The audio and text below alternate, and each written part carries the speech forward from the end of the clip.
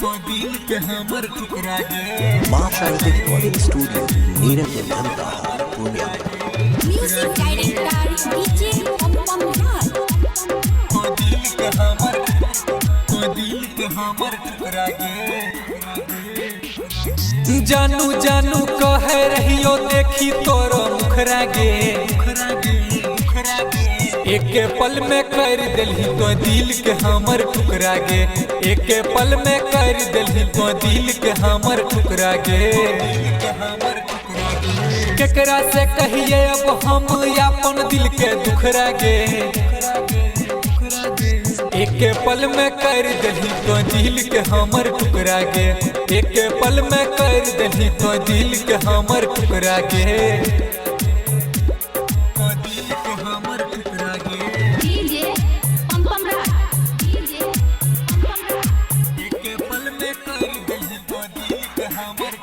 हाँ जानू जानू कहे रहियो माने रहियो जान गे एक पल में तोड़ दिलही तो दिल के सब यार मान गे हाँ जानू जानू कहे रहियो माने रहियो जान गे एक पल में तोड़ दिलही तो दिल के सब यार मान गे हाँ तोरा संग में बीतल टाइम याद आवो तोर नखरा गे एक पल में कर दिलही तो दिल के हमर टुकड़ा गे एक पल में कर दिलही तो दिल के हमर टुकड़ा गे DJ Pom Raj. DJ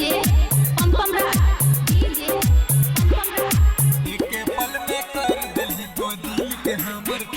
हाँ कौन चीज के तोरा सुन होइलो छो घमंड गे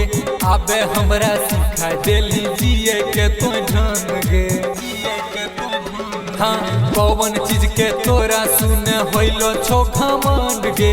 आबे हमरा सिखा देली जिए के तो ढंग गे सुन देव दयानंद गौतम सोनू पलट दे तो पतरा गे एक पल में कर दिलही तो दिल के हमर टुकड़ा गे एक पल में कर दिलही तो दिल के हमर टुकड़ा गे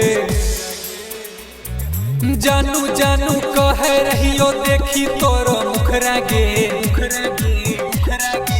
एक पल में कर दिलही तो दिल के हमर टुकड़ा गे